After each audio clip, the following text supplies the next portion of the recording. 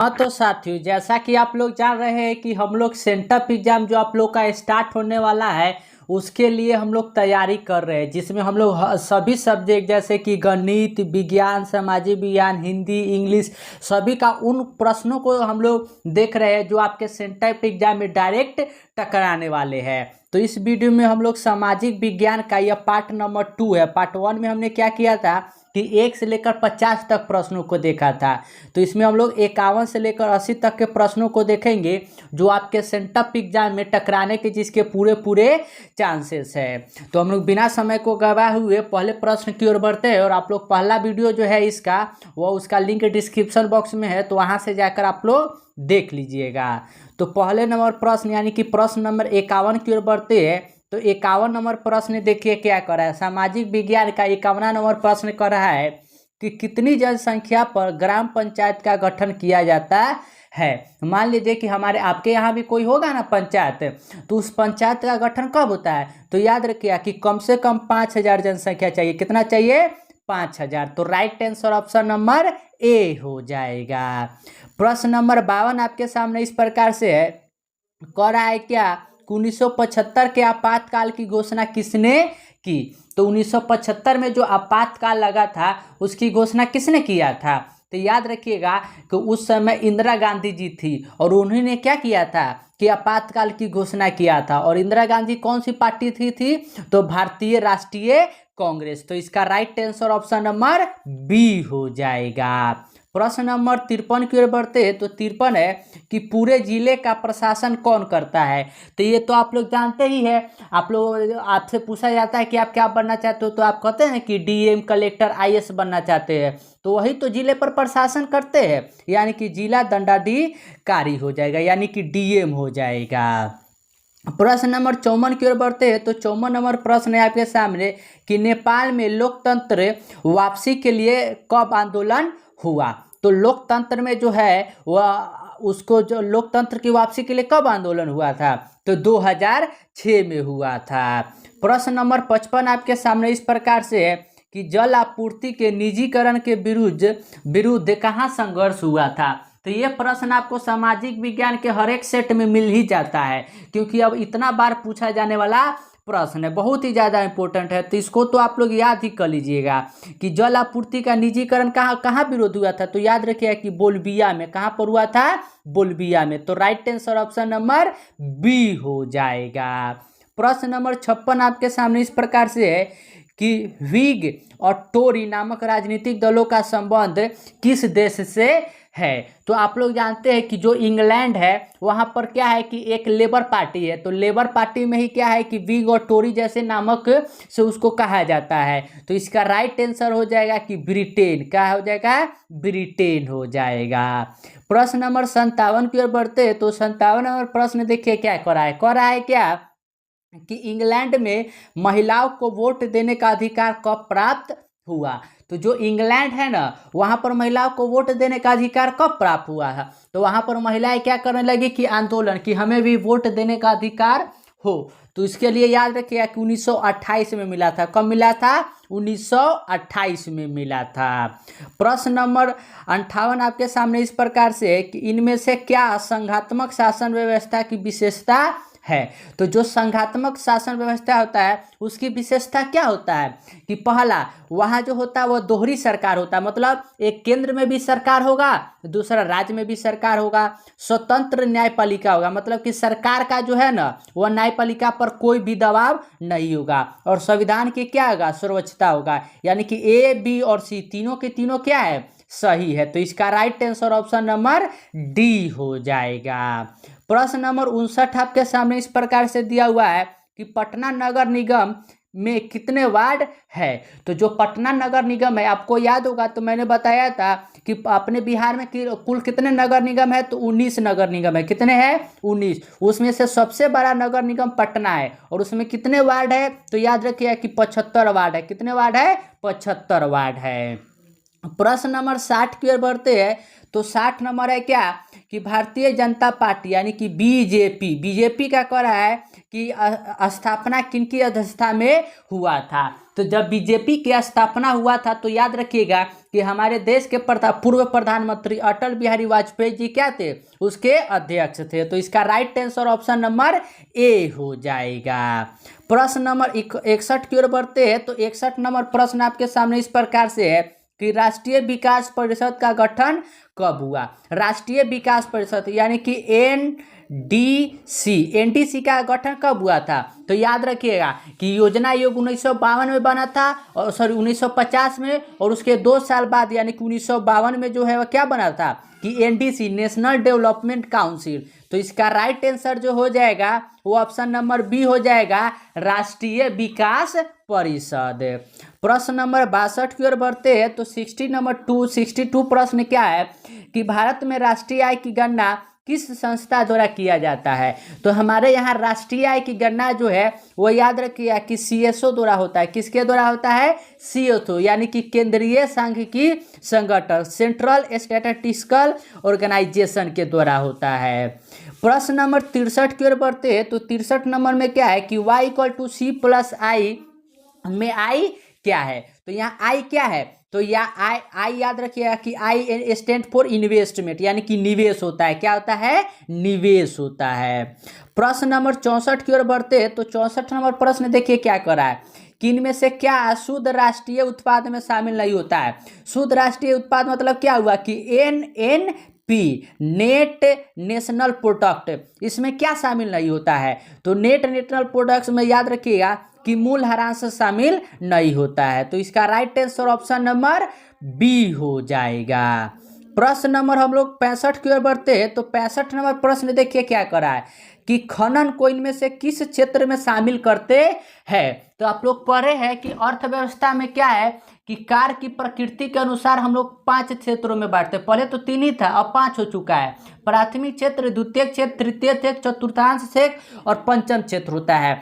तो प्रथम क्षेत्र में क्या होता है कि वैसा जो प्राकृतिक से जुड़ा हो। तो खनन क्या करते हैं कि कोयला निकालना है तो खनन करते हैं, यानी कि वह प्राकृतिक क्षेत्र यानी कि प्राथमिक क्षेत्र से जुड़ा हुआ है।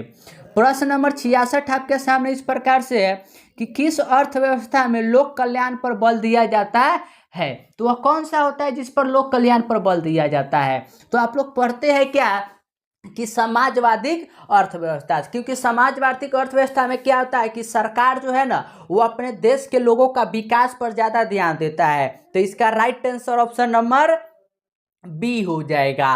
और अगर आपसे पूछा जाए कि कौन सा अर्थव्यवस्था होता है जिसमें जो है ना लाभ पर फोकस किया जाता है, मतलब लाभ जितना से जितना लाभ हो उसको प्राप्त किया जाए, तो वह पूंजीवादी अर्थव्यवस्था होता है।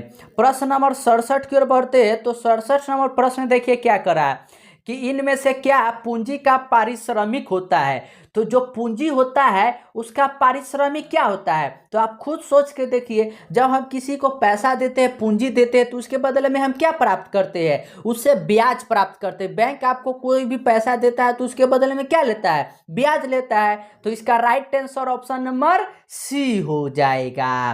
प्रश्न नंबर 68 आपके सामने इस प्रकार से कि इनमें से कौन सा संस्था वित्त का स्रोत है। वित्त का स्रोत कौन सा है। तो देखिए ऐसे प्रश्न आपके एग्जाम में बार बार पूछे जाते हैं, तो एक एक प्रश्न को आप लोग याद करते चलिए, क्योंकि अब सभी प्रश्न जो है ना डायरेक्ट छपने वाले प्रश्न है। तो संस्थागत वित्त मतलब कि संस्था के अनुरूप, ऐसा नहीं कि कोई भी चाहा तो पैसा उधार पर दे दिया और ब्याज ज्यादा कमा रहा है, नहीं। महाजन क्या करता है कि बिना किसी भी कागज के दे देता है, व्यापारी भी वैसा ही करता है, रिश्तेदार भी। लेकिन सहकारी बैंक क्या है कि यह संस्थागत है। तो इसका right answer option number D हो जाएगा। प्रश्न नंबर 69 आपके सामने इस प्रकार से कि भारतीय पूंजी बाजार किस प्रकार का वित्तीय संसाधन प्रदान करता है। तो पूंजी बाजार क्या करता है, याद रखिए कि पूंजी बाजार में जो होता है यह अल्पकालीन होता है। कैसा होता है, अल्पकालीन होता है। प्रश्न नंबर 70 आपके सामने इस प्रकार से कि ग्रामीण विकास तथा कृषि के लिए ऋण प्रदान करने वाली संस्थाओं के वित्त की आपूर्ति कौन करता है। तो जो ग्रामीण विकास है या कृषि है उसके लिए कौन करता है, तो आप लोग नाबार्ड का नाम सुने हुए, क्या वो सुने हुए, नाबार्ड। नाबार्ड का फुल फॉर्म भी आप लोग जानते हुए कि national bank for agriculture and rural development ये होता है। और इसकी स्थापना बताया था मैंने कि 1982 में हुआ था। तो इसका राइट आंसर जो हो जाएगा वो ऑप्शन नंबर सी हो जाएगा, नाबार्ड करता है।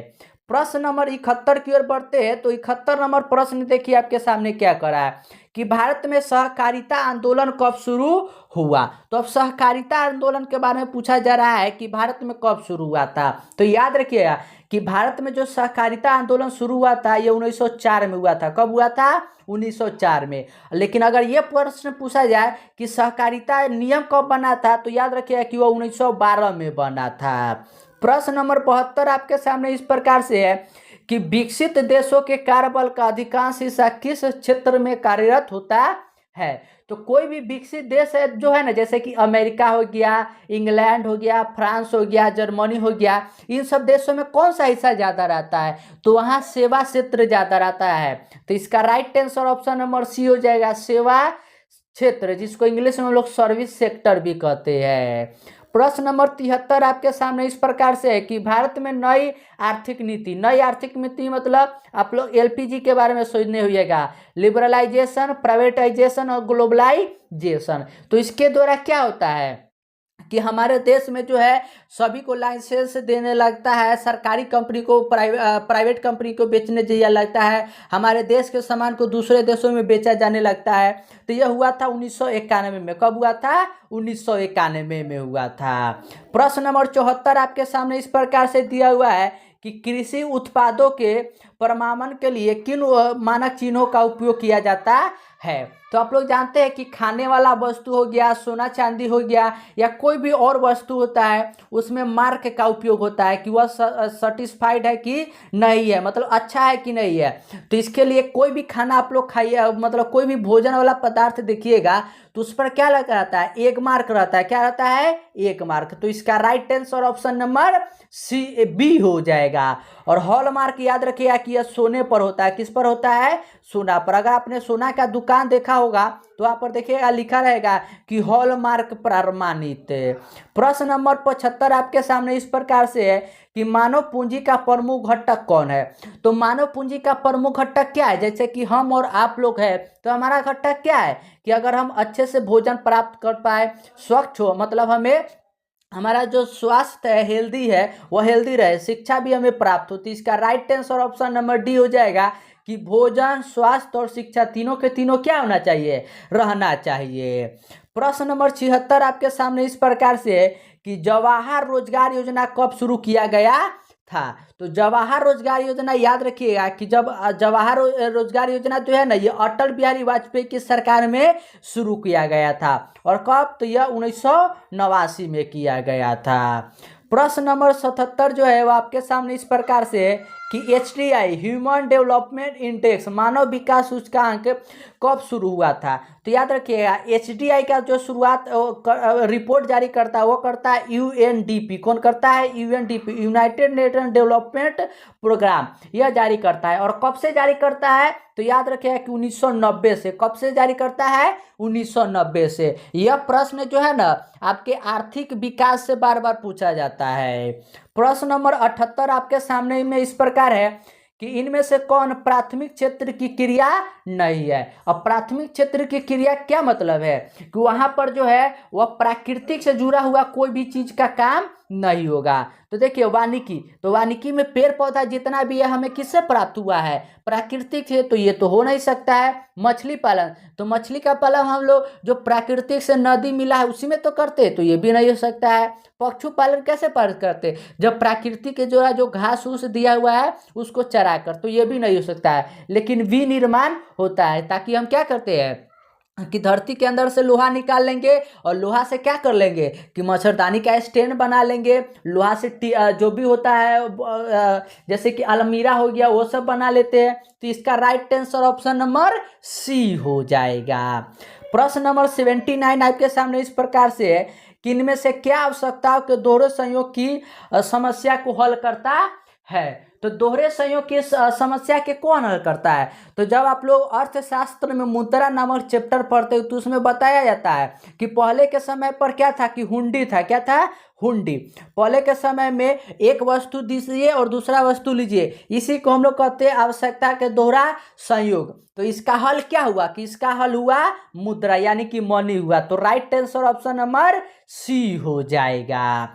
और प्रश्न नंबर 80 और आपका सामाजिक विज्ञान का अंतिम नंबर प्रश्न है जो सेंटअप एग्जाम में डायरेक्ट टकराएगा। कह रहा है कि इनमें से कौन व्यापारिक बैंक नहीं है, मतलब कमर्शियल बैंक इन चारों में से कौन सा नहीं है? तो याद रखिएगा कि state bank, Punjab national bank, central bank या बैंक ऑफ इंडिया या आईसीआई या एचडीएफसी बैंक सभी क्या है कि व्यापारिक बैंक है, यानी कि कमर्शियल बैंक है। लेकिन जो भारतीय रिजर्व बैंक है यह नहीं है, यह भारत का बैंक है। तो इसका right answer option number C हो जाएगा। तो इस प्रकार से हमारा सोशल साइंस के सभी वो प्रश्न समाप्त हो चुके हैं जो आपके सेंटअप एग्जाम में टकराने वाले हैं। और इसके बाद मैथ का और अन्य सभी सब्जेक्ट के वीडियो देखने के लिए आप लोग चैनल को सब्सक्राइब कर लीजिएगा।